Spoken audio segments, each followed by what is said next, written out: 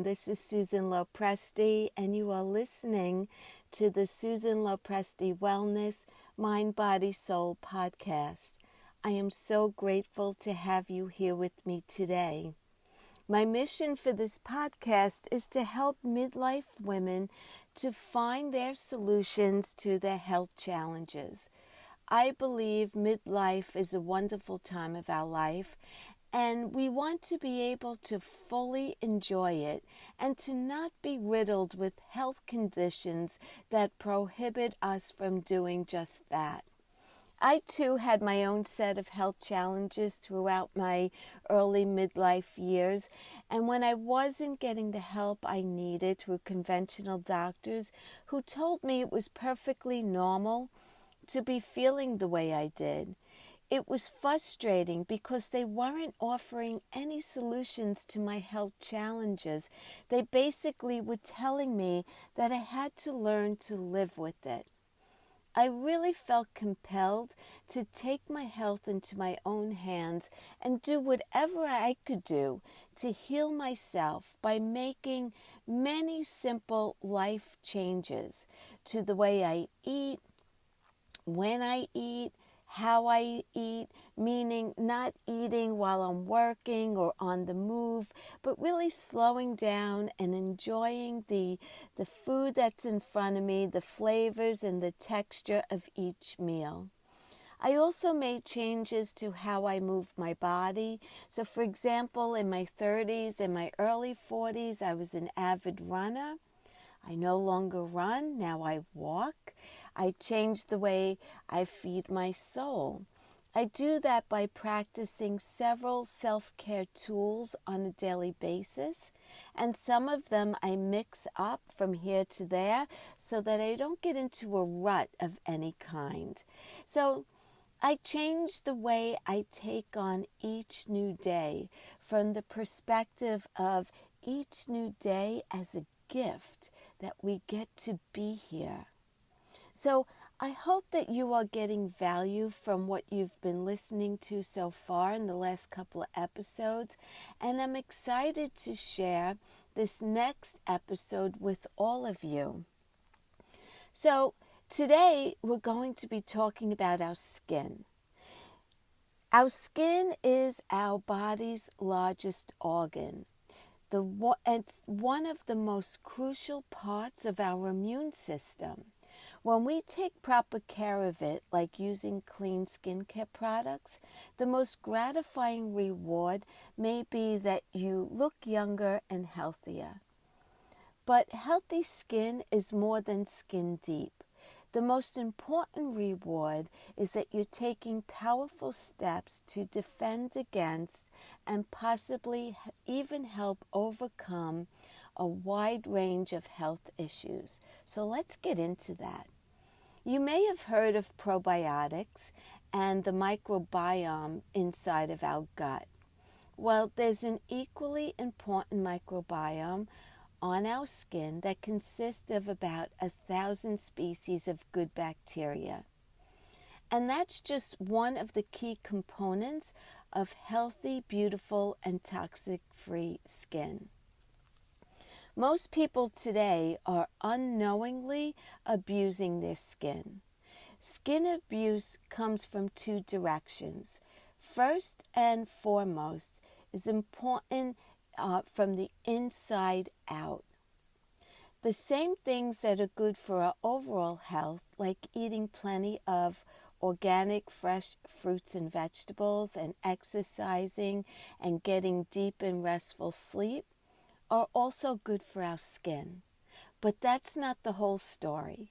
If you're like most people in the modern world, your skin is constantly bombarded by potential toxins in the air and in the water. But the very things that we put on our skin to protect it from these unavoidable stressors can also pose a toxic burden to our skin as well as our overall health. If you're not very carefully reading the labels of everything you apply to your skin, chances are very high that you are unknowingly abusing your skin from the outside in. So when you apply creams and serums and makeup and other cosmetics, always remember that your skin eats what you put on it. Now, just like your mouth can't consume a whole watermelon, let's say, your skin can't eat everything that's applied to it. The molecules have to be small enough for the skin to absorb, which is why, for example, applying a product that contains collagen onto your skin is worthless. And the reason being is that collagen molecules are far too large to penetrate the skin. However, many of over 1,400 chemicals allowed in cosmetics in the U.S. have molecules that are small enough for your skin to absorb. And the bad news for Americans is that many of these chemicals have been banned by over 40 other countries. But here in the U.S., they're still allowed in our products. So when you feed your skin problematic chemicals, it can even be worse than if you were eating them with your mouth. And the reason for this is simple.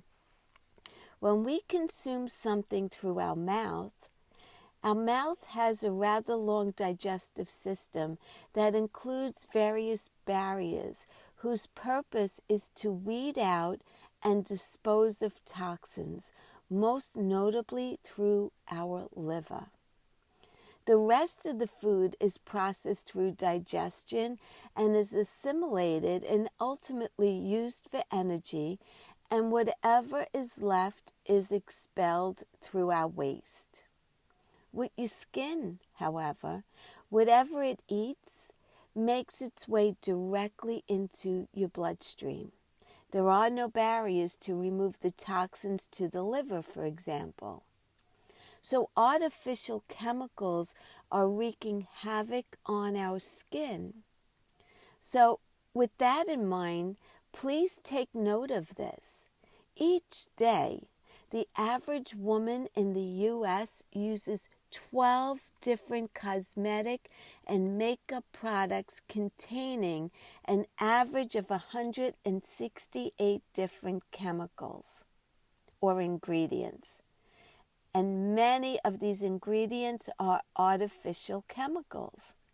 If you take a close look at cosmetic labels, or even on many products that are proclaiming themselves as natural or organic, chances are you will find problematic chemicals listed in the fine print.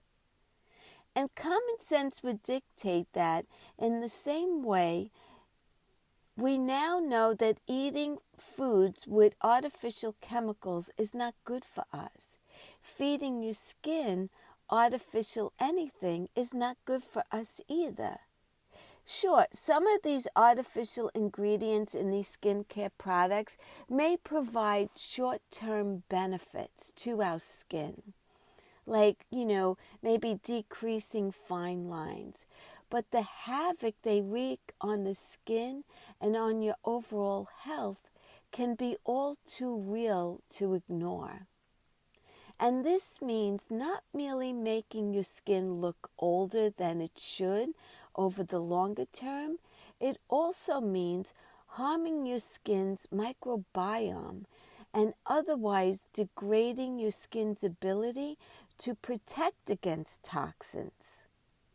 So through studies that were done from 2003 to 2019, they've identified over 200 possible endocrine disrupting chemicals that are still in widespread use. Many of them are in skincare products, and they can wreak havoc on your hormones, potentially leading to a wide range of very serious health issues, from irregular periods and acne to birth defects and cancer. And by the way, In the case of skincare products, many contain penetration enhancers that are designed to make chemicals infiltrate your skin deeper. That means they push those toxins into your body even more aggressively. And I'm going to tell you about 5 common offenders that you will find in many of our skin care products or health and beauty products that we need to watch out for and to avoid. So here they go. Number 1 is parabens. Parabens are a cheap preservative that are put in a lot of cosmetic products, but they mimic estrogen by binding to estrogen receptors on cells. And research has shown that the perceived influx of estrogen may, in some cases, trigger reactions such as increasing breast cell division and the growth of tumors. So basically breast cancer. And more we are seeing products that do say paraben-free on the packaging. So that's a good thing to be aware of. And hopefully, over time, this industry will get more on board. But these chemicals are cheap and they add quality, perceived quality to the products. Number 2 is fragrance. So what's in it? No one could be sure. Companies are not required to disclose the chemicals used to make up a fragrance in their product.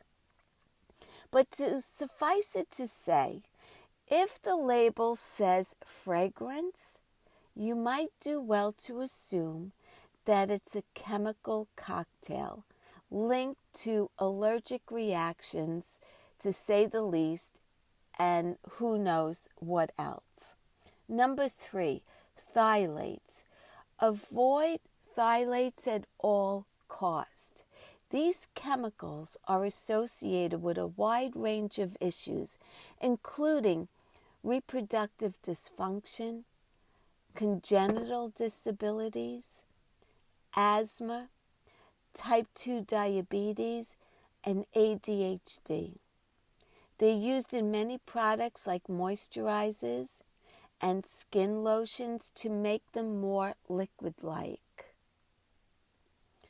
The number 4 is triclosan and microban. These chemicals are used to prevent bacterial growth. And on the surface, you would think, well, that's a good thing, right? Remember, though, your skin contains a microbiome of beneficial bacteria. And triclosan and microban don't discriminate between good and bad bacteria, so the good bacteria is being killed along with the bad. And this may even be contributing to the rise of antibiotic-resistant superbugs and other dangerous illnesses. The next thing, number 5, to look for is an ingredient that's called sodium lauryl sulfate, or you may see it on the label as SLS for short. SLS is a common ingredient in a range of cosmetic and personal care products. It makes soaps foam, and it also acts as a thickening agent. But it can be dangerous thanks to byproducts in the manufacturing process that have been linked to kidney and liver dysfunction. So even shampoos are very, very big in using sulfates because that's how you're getting all of those bubbles and lather, and you think it's a wonderful thing. It's not necessary, and it's very dangerous. And if you look closely, there are a lot of shampoos on the market that say sulfate-free. You want to be looking out for those kinds of things. That's important. That's an ingredient you want to look out for. You want to be aware and beware of greenwashing.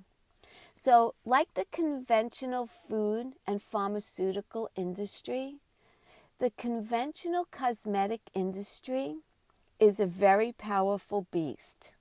It produces over $170 billion in annual sales. And they do not want their highly profitable boat rocked. In other words, just like other aspects of your health, it's really up to you to make the changes you need to make, because the conventional cosmetic industry is not going to do that for you anytime soon. These chemicals that they're putting in are very inexpensive, and so it's more profitable for their bottom line. So you might think that you could avoid dangerous chemicals by sticking to cosmetics and care products that are labeled organic or wild crafted or natural. But there's something crucial that you need to know. Words like organic or wild crafted or natural are thrown around very loosely to cajole people into buying. You see organic or wild crafted or natural and you just say, oh, this is a good product, and you take it off the shelf and you buy it. But when you look closely at that label, it may refer to only one or several ingredients being organic. Worse still, beyond this one or several organic ingredients, it may also contain a variety of synthetic and harmful chemicals. So this is what's referred to as greenwashing. But I could think of a few other words to call it as well. Like, how about bamboozling the consumer into believing that it's natural when it's not, or conning the consumer? So how do they get away with this? Well, the cosmetic industry especially, these sorts of claims are not highly regulated and largely have no legal definitions. Each natural beauty cream may contain cancer-causing petrochemicals. But here's the great news. The great news is that your skin is highly receptive to positive change. Regardless of how old you are or what issues you may have, your skin may be the fastest and the easiest thing you could improve on your body, or the easiest organ you can improve on your body. And this is great news for your health, because the skin is such a crucial component of your immune system. It's also great news for your appearance, because the right changes and habits will lead to your healthiest looking skin. And once people take the right steps, they're often pleasantly astounded at just how healthy looking that is. So one of the first things that I tell my clients who come to me with their health goals is to drink more water. And I am here telling you that as well. Most people, on average, are probably not drinking enough water on a daily basis. If you wait until you're thirsty to drink water, you are already dehydrated. Water makes up approximately 70% of our body, so it stands to reason that we need to have plenty of water to keep us hydrated and your skin, along with many other bodily functions, to be working in order for them to work properly. And your body will thank you for this water that you're giving it just by how you look and you feel. But I digress, so let's go on. But water is certainly essential. It's needed. It's easy to do and incorporate into your daily life. I want to talk about 3 golden rules for clean skincare. Number 1, the label must say USDA organic. If it doesn't, it's not fully organic. So number 2, look at the ingredient label. If you are looking at an advertisement for a product online, let's say, does it show the full ingredient list of the product? You may be able to find the full ingredient list, at the bottom of the page. Sometimes there's an FAQ section. If it doesn't show the full ingredient label, there's typically a reason for it. And typically that reason is that there are toxins in that product as well. So number 3, choose only certified organic products. Look for the USDA certified organic designation or a similar designation for a different country if you're out of the U.S. For independent verification as USDA certified organic, it means that the product must prove it contains at least 95% true organic ingredients, and the remaining 5% of the ingredients in that product are on an approved safe list. It is free of synthetic additives, including pesticides, chemical fertilizers, petrochemicals, and dyes. It wasn't processed using industrial solvents. It's free of genetically modified organisms, or GMOs for short. On farms that supply USDA certified organic ingredients, organic producers use many natural processes and materials in their farming systems.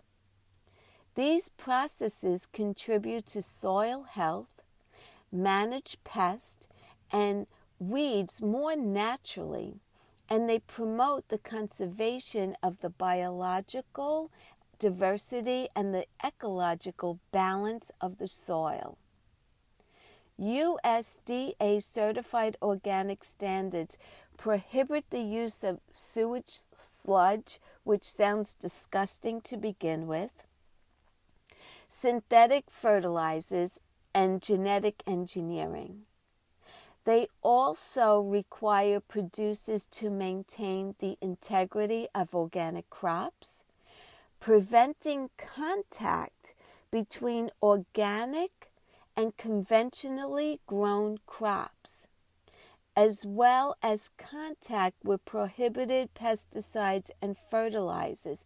So meaning, if one producer is producing certified organic crops and also conventional crops, those crops need to maintain a distance between them so that if the wind blows, the chemicals that are being used on the conventional grown crops cannot blow over onto the USDA certified organic crops. And that's very, very important. Number 3, you want to feed your skin healthy and nourishing ingredients. So if you're not using these chemicals, then what do you want to feed your skin? Good, healthy, nourishing, and organically grown skin food. And you may be thinking, skin food? Yes, skin food. And that is exactly what I'm going to talk to you about the next time. The top anti-aging ingredients that your skin will love are very readily available, especially these days. And we will talk about all of that in the next upcoming episode. So for today, I'm going to end on that note. And again, I want to thank you so much for being here with me today. I so appreciate your support in helping me to reach women who are looking for optimal wellness as we enter into this new time of our life that we call midlife. If you enjoyed what you heard today and you think that others would appreciate it as well, please kindly send it out, share it to your friends and family, and please subscribe to it yourself. This helps me to attract more people to be learning and to be taking their health into their own hands. Until the next time, stay well and stay healthy. Bye for now.